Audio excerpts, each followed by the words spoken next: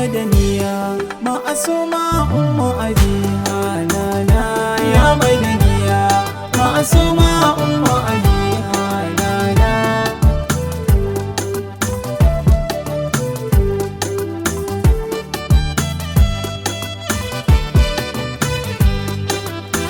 Ya rabbul arshi ya mahalicci Allah wahidu, ya mahalicin aljanu da mutanen arewa da kudu, taimaka mini ya ilahi in yabi abun amadu. Na na'e mai girma su ne girma nana ya madaniya ma'asuma ummu abiha nana.